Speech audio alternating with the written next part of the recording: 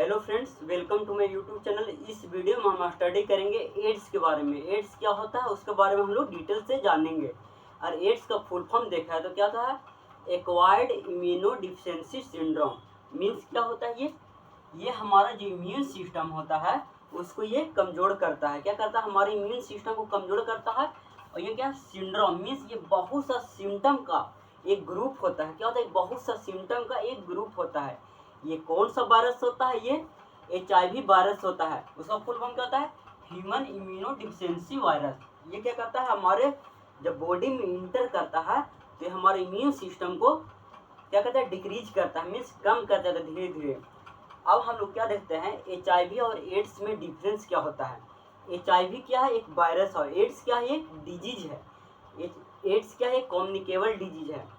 और हमारे बॉडी में जब HIV इंटर करेगा तो उसको 5 से 6 साल लग जाएगा। तो क्या 5 से 6 ईयर लग जाएगा एड्स में होने में, एड्स डिजीज करने में। उसको क्या कहता है, वो धीरे धीरे हमारे इम्यून सिस्टम को जो HIV है वो डिक्रीज करेगा।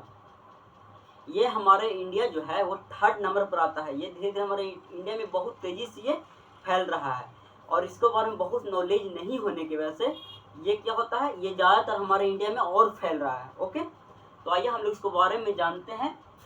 इंक्यूबेशन पीरियड इसका क्या होता है। इसका इंक्यूबेशन पीरियड में इसका फर्स्ट साइन और सिम्टम कब से होगा, 6 to 10 ईयर, 6 से 10 साल लग जाते हैं इसको पहला साइन और सिम्टम शो होने में। क्योंकि जब हमारे बॉडी में ये इंटर करता है तो ये धीरे धीरे ये अपने आप को मल्टीप्लाई करता है। क्या करता है, अपने आप को मल्टीप्लाई करता है। ओके, इसको और कौन नाम से जाता है, HIV को रेट्रोवायरस के नाम से जाता है। रेट्रोवायरस में क्या कहता है, ये एक जो एड्स है ये RNA वायरस है। ये RNA से अपने आप को क्या करता है, DNA में कन्वर्ट करता है, इसलिए इसको क्या नाम से जाता है, रेट्रोवायरस के नाम से भी जाना जाता है। इसको और कौन से नाम से जाता है, लेंटी वायरस के नाम से भी जाना जाता है। ओके, जो एड्स का पहला केस सबसे पहले कहाँ देखा गया, USA में देखा गया, 1981 में देखा गया। और इंडिया में कब देखा गया, 1986 में। कहाँ देखा गया, चेन्नई में देखा गया। एड्स का पहला केस कहाँ, 1986 में इंडिया में, चेन्नई में देखा गया। ओके, और ये धीरे धीरे करके हमारे पूरा भारत में फैलने लगा। ओके, ये जो डिजीज है एड्स, ये सबसे पहले कहाँ से आया, पहले बंदर से ह्यूमन में आया। कहाँ, बंदर से ह्यूमन में आया। ओके, अब हम लोग इसका क्या देखते हैं, मोड ऑफ ट्रांसमिशन, ये कैसे फैलता है उसके बारे में हम लोग देखते हैं।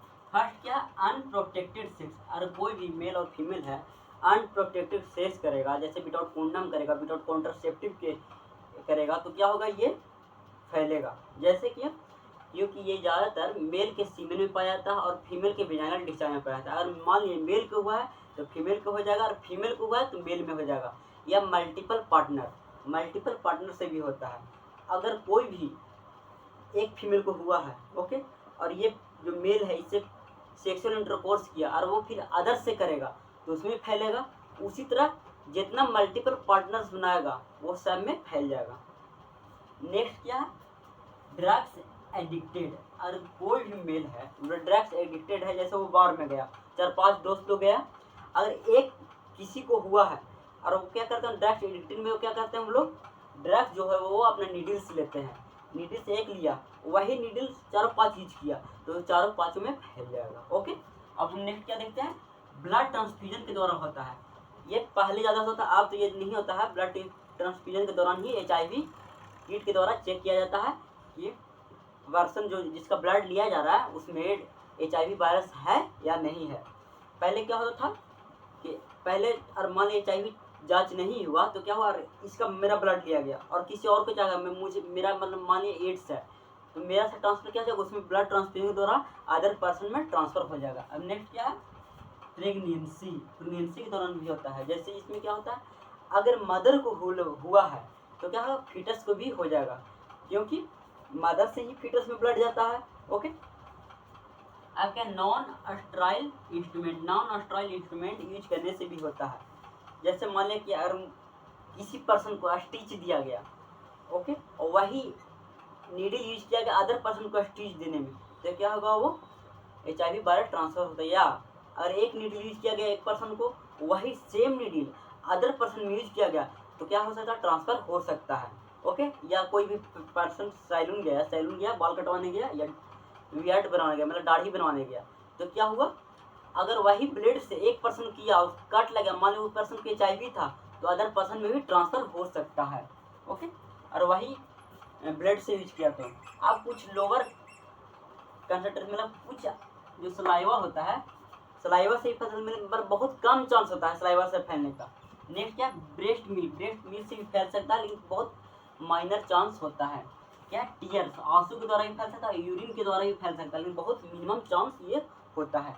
अब हम लोग नेक्स्ट क्या देखते हैं, things that do not spread AIDS, इससे जो है एड्स नहीं फैल सकता, वो उसके बारे में हम लोग देखते हैं।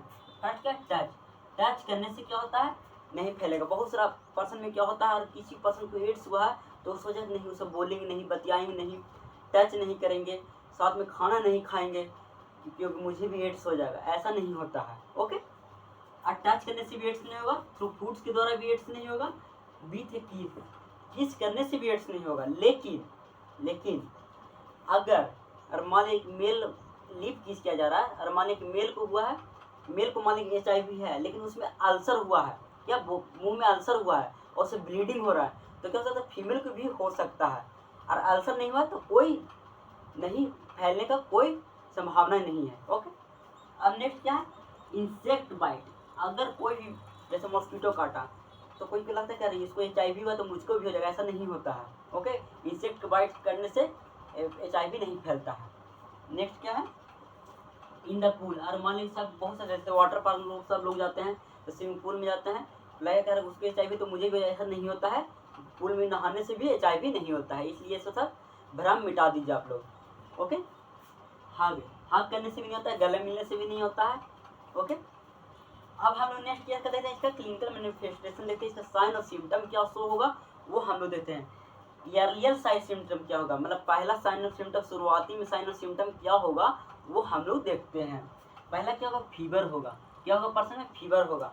पहला तो कॉमन सिम्टम सबका फीवर ही होगा।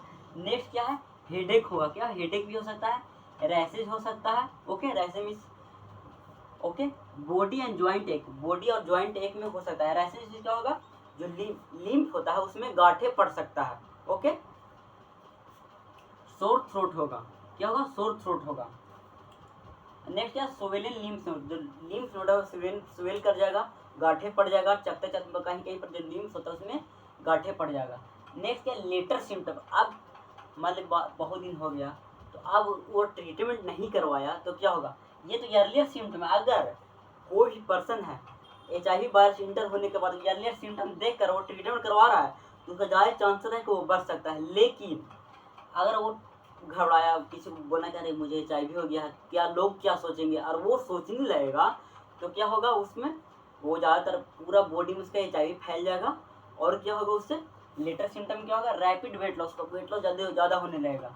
क्या होगा, फीवर और नाइट स्वेट, फीवर ज़्यादा होने लगेगा, नाइट स्वेट लगेगा, ज़्यादा पसीना बहने लगेगा, डायरिया लगातार 1 से 2 महीने लगातार डायरिया उसको होने लगेगा। ओके, नेक्स्ट क्या है, सोर ऑफ माउथ में छाला पड़ जाएगा, जेनाइटल एनस में भी छाला पड़ जाएगा, निमोनिया भी उसको होने लगेगा।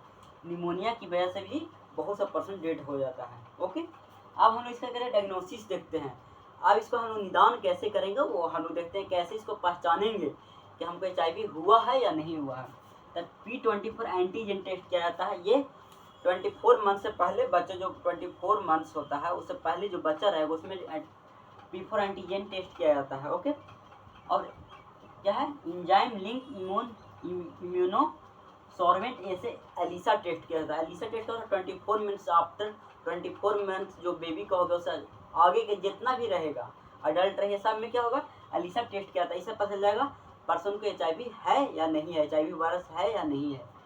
अगर इसका ये सब 99% बता सकता है, लेकिन अगर पूरा कंफर्म करना है तो कंफर्म करने के लिए वेस्टर्न ब्लड टेस्ट किया जाता है। क्या, वेस्टर्न ब्लड टेस्ट किया जाता है। इसको जब पूरा कंफर्म हो जाता है कि पर्सन को एड्स है या नहीं है। अब हम लोग इसका नेक्स्ट क्या देखेंगे, ट्रीटमेंट देखेंगे। ट्रीटमेंट क्या होगा, ART, एंटी रेट्रोवायरल थेरेपी दिया जाता है। ओके, इसका आज तक कोई भी वैक्सीन अभी तक नहीं बन पाया क्योंकि ये रेट्रोवायरस है, क्योंकि ये RNA से DNA में कन्वर्ट होता है। इसका प्रयास चल रहा है बनाने का, लेकिन अभी तक नहीं बन पाया है। ओके, अगर आपको ये वीडियो अच्छा लगे तो लाइक कीजिए, सब्सक्राइब कीजिए।